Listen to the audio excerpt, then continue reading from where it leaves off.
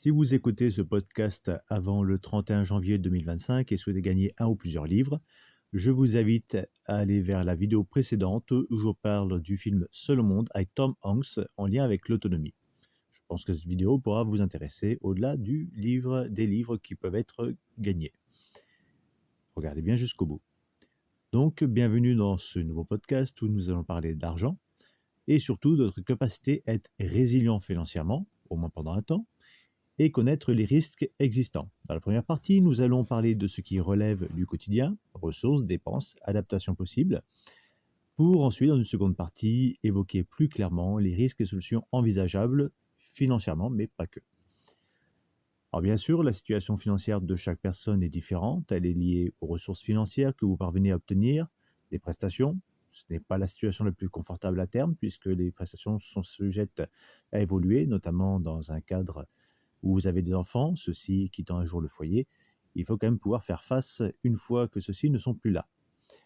Le salaire qui est variable selon l'emploi, le taux de rémunération horaire, le nombre d'heures et les éventuelles primes et indemnités.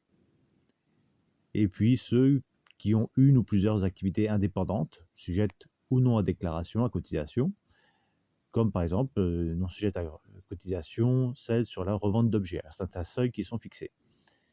Ces ressources étant cumulables potentiellement. Une fois définies les ressources dont vous disposez, ce qui va vous permettre de dégager une disponibilité financière, ce sont bien entendu les dépenses. Généralement, vous avez un loyer ou un crédit, à défaut de ne plus avoir de crédit, la taxe foncière si vous êtes propriétaire, et dans tous les cas, propriétaire ou locataire, les assurances habitation, sauf si bien sûr vous vivez en véhicule aménagé, être hébergé gracieusement chez un tiers, sans occulter les personnes sans domicile. Là, c'est une situation plus particulière et plus compliquée. En lien avec le logement, les dépenses courantes liées à l'eau, l'électricité, le gaz, en n'oubliant pas que les solutions d'autonomie existent pour l'eau et l'énergie. Et enfin, l'alimentation que vous achetez sous forme de denrées brutes ou que vous cuisinez, ou de plats industriels. Personnellement, je préfère écarter ce second choix qui, en termes de qualité et de prix de revient, est tout autre. La capacité peut-être que vous avez à pouvoir cultiver, accueillir, donc la connaissance de certaines plantes, et la capacité que vous avez à pouvoir conserver ces aliments. J'ai fait des vidéos sur le sujet que vous pouvez aller voir sur ma chaîne bien entendu. Une fois fait cette balance des ressources financières et des dépenses, vous obtenez peut-être les fonds disponibles. En tout cas, je vous le souhaite. Si ce n'est pas le cas, même si la chose n'est pas la plus évidente, il serait peut-être utile de vous poser la question de comment augmenter vos ressources disponibles, le but n'étant pas de devenir esclave de votre travail, et de savoir comment réduire vos dépenses. Généralement, le premier poste de dépense est celui du loyer. On ne comptera pas, en l'état, les éventuelles aides au logement, celui-ci dépendant des ressources et du format du foyer, ou du crédit immobilier que vous avez souscrit, ou d'autres types de courriers, crédits pour pouvoir acheter votre bien immobilier tel que j'ai pu le faire. Mais globalement, il est évident que celui-ci est plus élevé, le loyer ou le crédit, dans les métropoles, puis dans les villes relativement importantes, et le loyer, le crédit pour pouvoir acheter va être plus faible dans les zones plus rurales, à taille de logement égale, bien entendu. La question peut ainsi se poser de votre choix géographique d'installation. C'est un sujet que l'on verra plus en détail dans des podcasts liés à l'achat immobilier. Mais la situation géographique est quand même d'importance. Alors bien sûr, l'emploi va influer sur le choix de votre localisation. Imaginons que vous souhaitez naturellement réduire le temps de trajet quotidien domicile-travail, mais le poids du loyer restera un facteur important. Alors une question qui peut se poser, est-ce que rester dans ou en périphérie des métropoles est le meilleur choix dans votre qualité de vie au quotidien et par rapport à vos dépenses? Alors bien sûr, on imagine que si vous êtes installé à un endroit, que vous avez un travail, peut-être que vous n'envisagez pas forcément de pouvoir déménager. Pourtant, la question de l'intérêt de changer de lieu de travail peut se poser.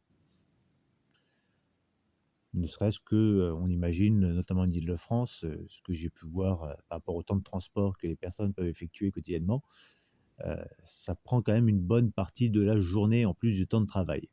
Donc la qualité de vie se ressent aussi sur ce point.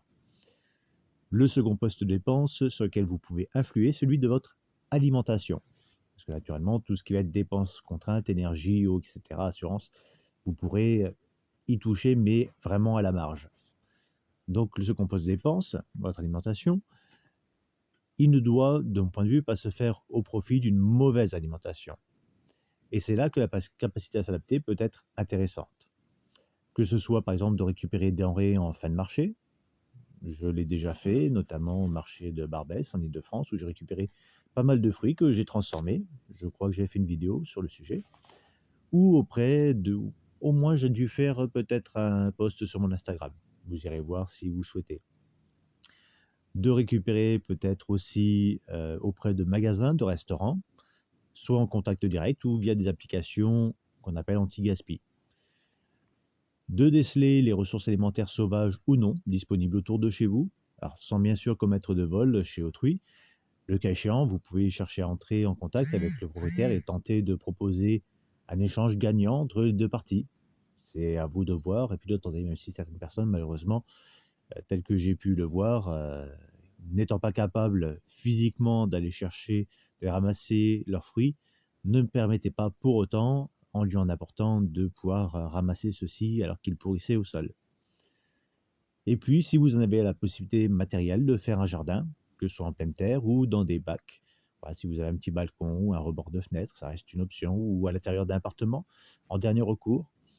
Et si vous avez un jardin, bien entendu, d'envisager en premier lieu des plantations qui permettraient une production d'année en année, alors, perpétuelle ou non, mais on imagine effectivement les buissons et les arbres fruitiers, et puis certaines plantes perpétuelles qui existent.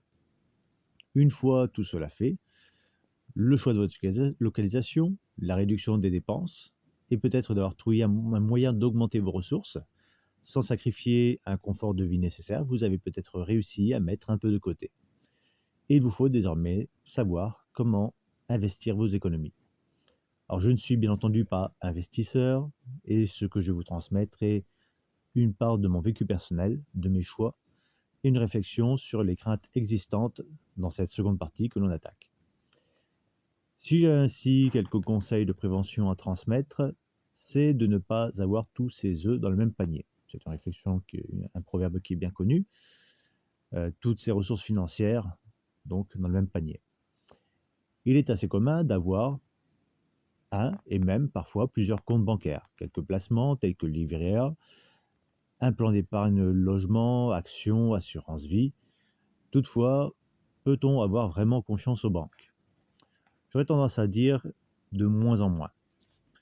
Et il est de plus en plus fréquent, et j'ai vécu moi-même la chose, que selon le montant que vous souhaitez retirer, que celui-ci se retrouve, la personne qui souhaite retirer, sans information, explication préalable.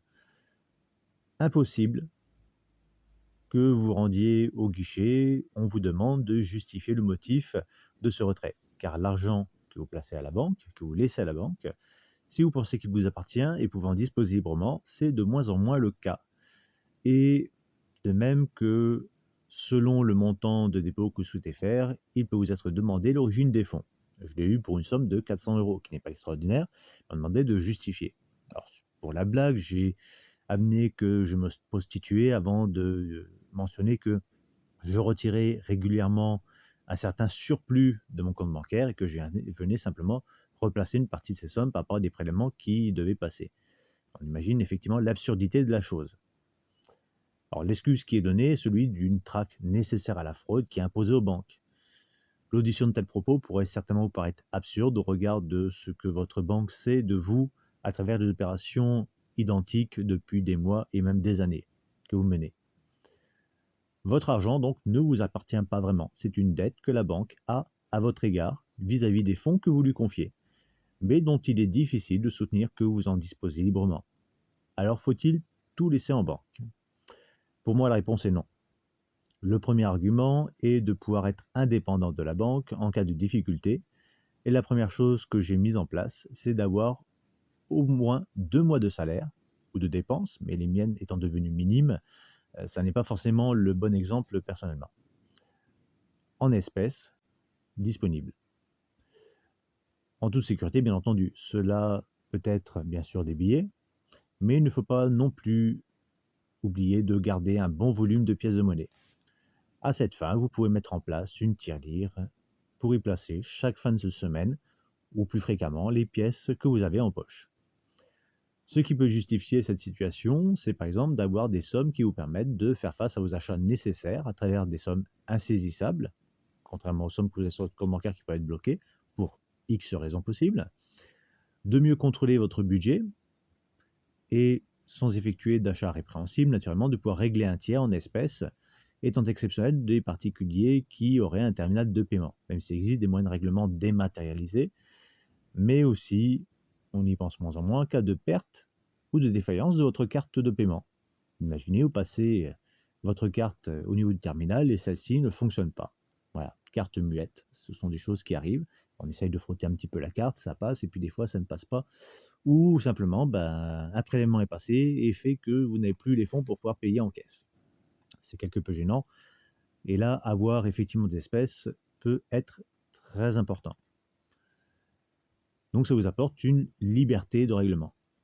Au surplus, plus la majorité réglera en carte bleue, plus les autorités, surtout européennes, qui sont enclins à mettre en place la monnaie numérique, avec un contrôle des dépenses qui a été nié un temps, et même une péremption de votre argent qui a été avoué comme possible.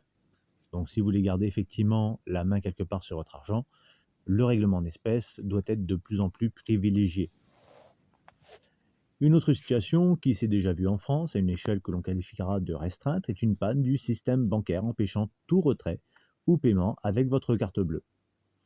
Mais ces situations provisoires peuvent être un jour plus globales et durables, tel que cela s'est vu au Liban, par exemple, suite à la chute de leur monnaie, où les gens ne pouvaient plus retirer leur argent, si ce n'est des sommes qui étaient très limitées par période, par semaine, avec tous les drames personnels, humains que ça peut entraîner.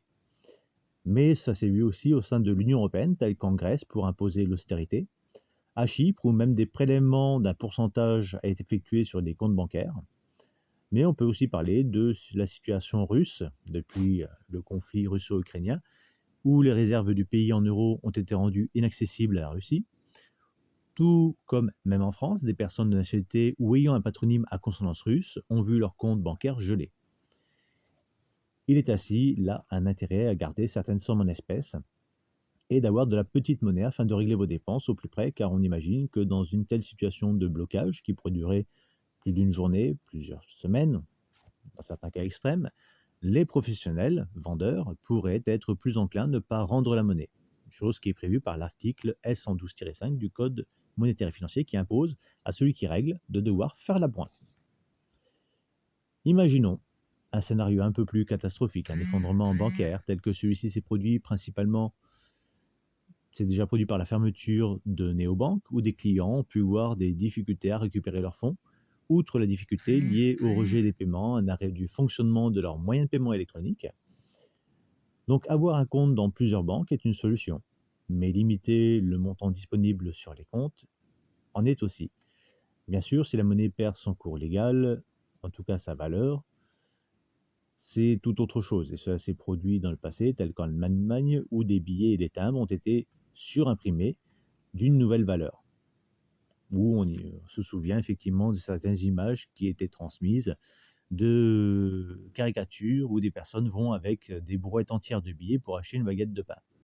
C'est aussi quelque chose qui peut exister dans un contexte d'impression monétaire où depuis plusieurs années, pour sauver le système financier, avec des niveaux de dette qui ne cessent d'augmenter, les États impriment et impriment et impriment encore de la monnaie qui ne sont plus en rapport avec les valeurs réelles.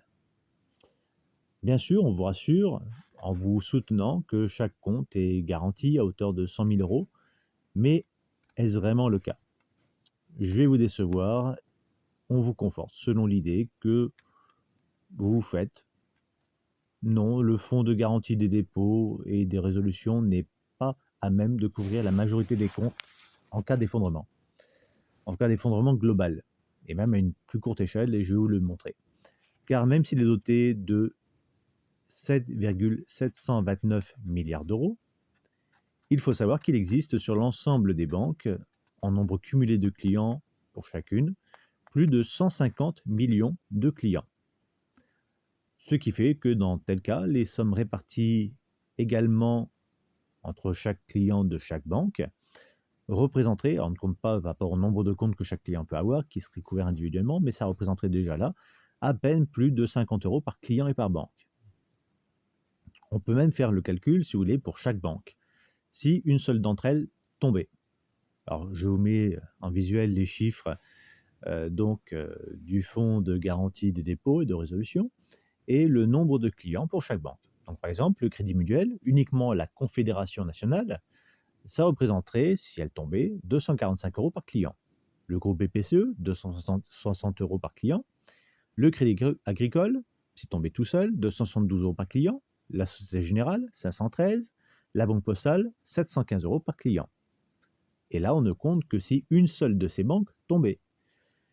Je pense qu'il peut besoin d'aller plus loin dans cette présentation, qui est certes un peu grossière de la situation, mais on imagine très bien que si l'une des principales banques que je citais venait à tomber, la confiance envers l'ensemble du système bancaire pousserait à un bank run, dans le sens où les personnes s'empresseraient d'aller retirer le maximum d'argent de leur compte. Le too big to fail, trop grosse pour tomber, qu'on sort régulièrement, ne tiendrait pas longtemps. Et on peut imaginer que la monnaie numérique pourra avoir cet objectif d'empêcher ce genre de situation où les gens viendraient à retirer leurs fonds en toute urgence, qui mènerait à une dévaluation rapide de la valeur de la monnaie. Que faire dans un tel cas? Prévoir, bien sûr, et une des solutions peut-être, si ce n'est ce que j'ai choisi, d'investir dans l'achat de métaux précieux, plus principalement de pièces, de monnaie, de collection. Alors beaucoup vont penser à l'or. Alors il y a bien sûr les monnaies à cours légal, ça c'est autre chose. Alors beaucoup vont penser à l'or, mais de mon point de vue, ce n'est pas la meilleure option car le niveau de confiance dans le sens de la capacité à chacun à avoir une certitude que la monnaie n'est pas fausse, qui est présentée, reste faible. Et je ne parle même pas de lingots ou de bijoux. Alors que certaines pièces en argent sont assez connues, dont principalement les semeuses ou les pièces Hercule, avec l'avantage qu'elles représentent une moindre somme de l'objectif de faire des achats du quotidien. Parce que je ne vous imagine pas en train de couper votre pièce en or en petits morceaux et de peser pour savoir combien vous devez régler. Et je trouve d'ailleurs dommage l'abandon des monnaies en métal précieux au profit de monnaies avec des métaux de faible valeur dont le seul intérêt est pour l'État de bénéficier bien sûr d'une facilité d'impression de la monnaie.